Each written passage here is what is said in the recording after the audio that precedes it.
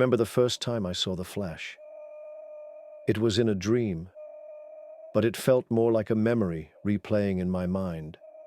A brilliant, searing white flare, expanding outwards in a near-silent roar.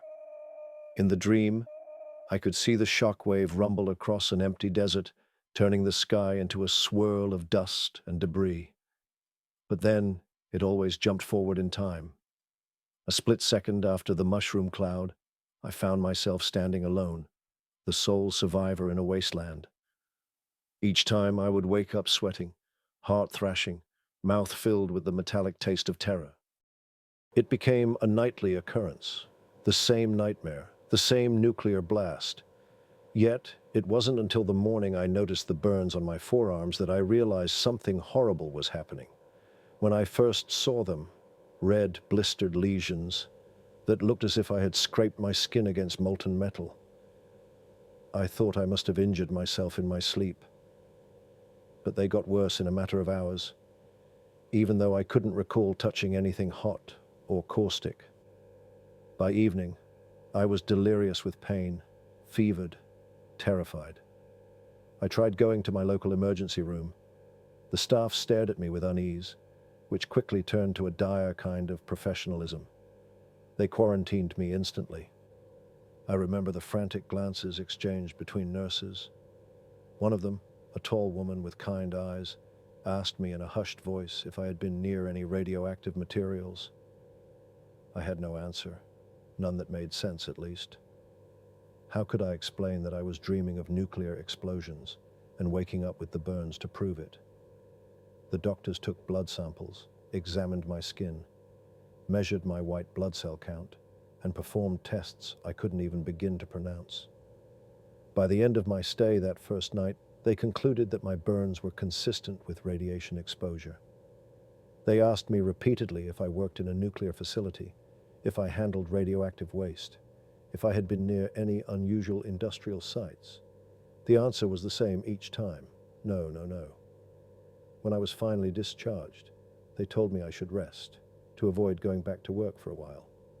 I was given a cocktail of medications, creams, and solutions meant to soothe the lesions. Yet there was an undercurrent in their words, a sort of baffled, uneasy tension. They had no explanation for what had caused the burns. All they had was a partial diagnosis: radiation poisoning. But they didn't know the source. That second night, the dream came again. The flash, the wave, the swirling debris. Only this time, I was closer to the blast. I could see bodies being disintegrated, silhouettes turning to ash. I could feel the heat like a living creature crawling over my skin, and I could smell a chemical odor, something toxic and charred, like burned hair and metal. When I woke, I howled in agony. Red welts had erupted across my torso and neck, areas untouched the previous day. I rushed back to the hospital, but this time they refused to let me even pass through the front doors unaccompanied. It was as if they feared I was carrying some contagion. A hazmat team escorted me to an isolation ward in the basement, far from other patients. I spent hours there, prodded and scanned by half a dozen specialists who refused to come near me without heavy protective gear. When the results came back, each doctor wore the same stark expression: dread. According to every test, my entire body was emitting low levels of radiation. I was told to stay put while they tried to figure out what to do. They had to weigh the risk to staff against my urgent need for care. I never meant to hurt anyone. I want that to be clear. I had no clue that just by being there, by breathing the same air, I might be harming them. I learned later that several nurses who'd been in close contact with me developed symptoms of radiation sickness. A technician had migraines, persistent nausea, and hair loss that began alarmingly fast. People started whispering about me as though I were some sort of walking nuclear fallout. The pity in their eyes quickly turned to fear. I could see it on their faces whenever they looked at me through the thick plastic of my isolation room windows. Each night, the dream escalated, as though some cosmic playback button was stuck on repeat, but the volume was getting louder every time. In my sleep, I watched the nuclear fire consume everything around me, and I felt something inside me tearing open. And each morning, I'd awaken to fresh burns or new symptoms: nausea, weakness, hair falling out in clumps. By the third day in isolation, I could hardly stand. My vision blurred. My entire being felt heavy and sick with dread. There was a morning when I woke up gasping. My bed was drenched in sweat. The alarm monitor in my room was blaring, and 3 doctors rushed in, ignoring protocol.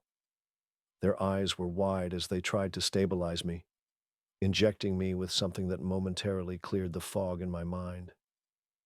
Then I heard the news. Patients in adjacent rooms had begun to show signs of radiation poisoning as well. My presence was contaminating everything around me. "I'm so sorry," I muttered, voice hoarse, though I wasn't sure to whom I spoke. Maybe everyone, maybe just to those doctors, or maybe to the frightened staff scurrying behind the glass. I felt an overwhelming guilt, an unnameable horror. I was responsible for their suffering, yet it was through no conscious decision. My body had become a conduit for the same terror haunting my dreams.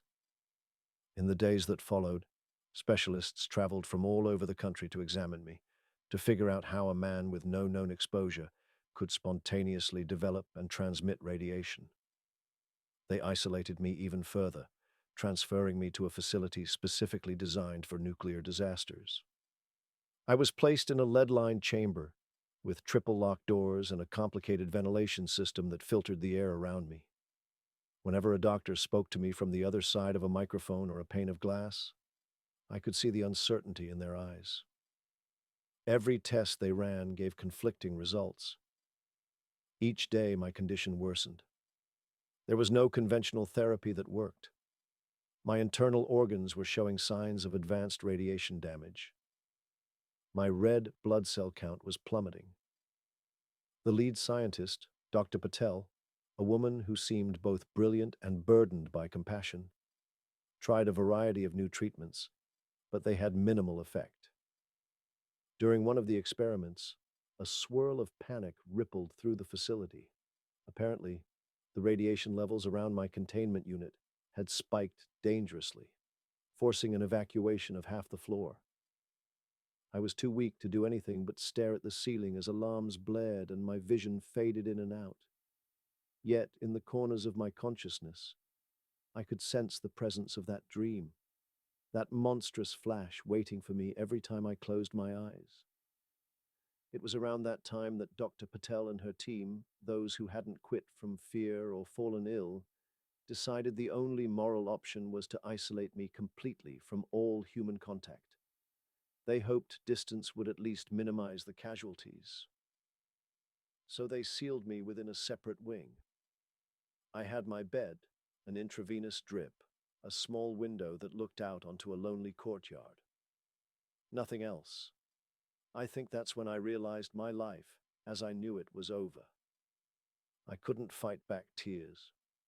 Sometimes I screamed, out of frustration or terror or grief, I'm not even sure which. But no one could come in to console me. No one could brush a hand across my brow or hold me close. And it was for their own safety. I had become a death sentence to anyone who got too near. The nights grew longer, each dream a deeper plunge into atomic fire. Sometimes it felt as if I'd lost the boundary between dream and reality. I began to see the nukes flash even when I was awake, a silent explosion at the edges of my vision. I smelled that chemical burn even in my sanitized quarantine room. My body was shutting down. The burns on my skin had become deep, festering wounds. My hair was gone, my gums bled, my muscles ached with every movement. I often wondered what I had done to deserve such a fate. Was I cursed? Was I some experiment gone wrong? The doctors had no answers. They too were only human, tapping into the depths of scientific knowledge, but finding no rational reason why I had become this living nuclear core. My existence was a paradox, and it was killing everyone around me. The night before I died, though I didn't know it would be my last, I found myself drifting in and out of consciousness. I remember hearing Dr. Patel's voice come through the speaker in the wall. Her tone was heavy, almost motherly. She said, "If you can hear me, I'm sorry. We've done everything possible. We'll keep trying." Her words were watery with tears. In my weakened haze, I tried to respond, to thank her, but my tongue couldn't form the sounds. I wept silently, hearing her footsteps fade away. Hours, or maybe minutes later, the passage of time had become meaningless. I felt a new sort of warmth, not the punishing, searing heat of radiation, but something gentler, more profound. I was lying there, half dead, when a glow filled the corner of my vision. At first I thought it was the nuclear flash again, but something about it was different. This glow did not fill me with dread. Instead, it gave me an odd sense of comfort and release.